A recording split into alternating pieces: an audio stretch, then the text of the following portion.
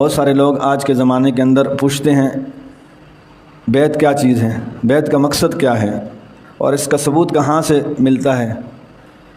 اس چیز کو اچھی طرح سمجھ لیں کہ بیعت جو ہے یہ قرآن مجید کی ایک آیت ہے، اس سے اس کا ثبوت ملتا ہے۔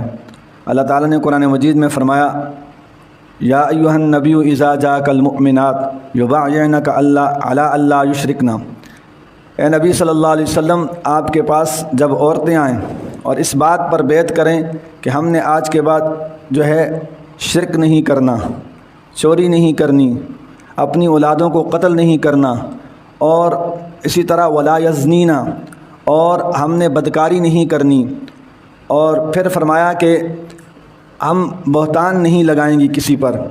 تو یہاں سے اس آیت مبارکہ سے عورتوں کی بیعت کا ثبوت ملتا ہے۔ بعض لوگ کہتے ہیں یہ بیعت کہاں سے ثابت ہے، یہ تو عجمی چیز ہے، عربی چیز نہیں ہے۔ تو ان کا یہ جواب ہے کہ بیعت جو ہے اللہ تعالیٰ نے قرآن مجید میں بتا دیا، عورتوں کی بیعت قرآن مجید سے اس کا ثبوت ملتا ہے، اور مردوں کی بیعت بخاری شریف کے اندر روایت ہے کہ جو بایعونی علی الا یشرکن، نبی صلی اللہ علیہ وسلم کو فرمایا آپ ان کو بیعت کیجئے اس بات پر کہ یہ شرک نہیں کریں گے، اور چوری نہیں کریں گے، اور بدکاری نہیں کریں گے، جھوٹ نہیں بولیں گے۔ یہ ساری روایت وہاں نقل ہے بخاری شریف کے اندر۔ تو مردوں کی بیعت بخاری شریف کے اندر اس کا ثبوت ہے۔ ہمارے مشائخ جو ہے جو بیعت کرواتے ہیں یہ بیعت علی التوبہ ہوتی ہے۔ بیعت چار طرح کی ہوتی ہے۔ سب سے پہلی بیعت علی الاسلام، یعنی کوئی جو بندہ اسلام میں داخل ہوتا ہے وہ بیعت کرتا ہے اور ایمان لے آتا ہے، ایمان میں داخل ہو جاتا ہے، اسلام میں داخل ہو جاتا ہے، یہ پہلی بیعت ہے، پہلی قسم بیعت کی یہ ہے۔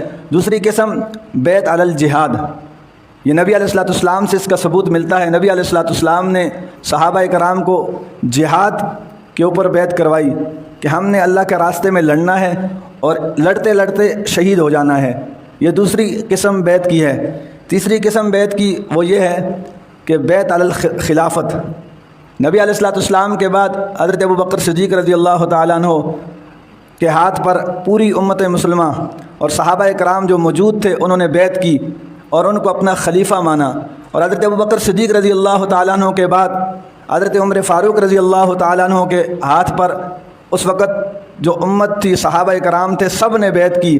اور پھر اس کے بعد حضرت عمر فاروق رضی اللہ تعالیٰ عنہ کی شہادت کے بعد حضرت عثمان غنی رضی اللہ تعالیٰ عنہ کے ہاتھ پر بیعت کی، اور پھر حضرت عثمان غنی رضی اللہ تعالیٰ عنہ کی شہادت کے بعد حضرت علی کرم اللہ وجہ کے ہاتھ پر بھی بیعت کی، اور حضرت علی رضی اللہ تعالیٰ عنہ کی شہادت کے بعد حضرت حسن رضی اللہ تعالیٰ عنہ کے ہاتھ پر بھی بیعت کی۔ تو یہ بیعت علی الخلافت ہے، یعنی کسی کو اپنا خلیفہ مقرر کر دینا۔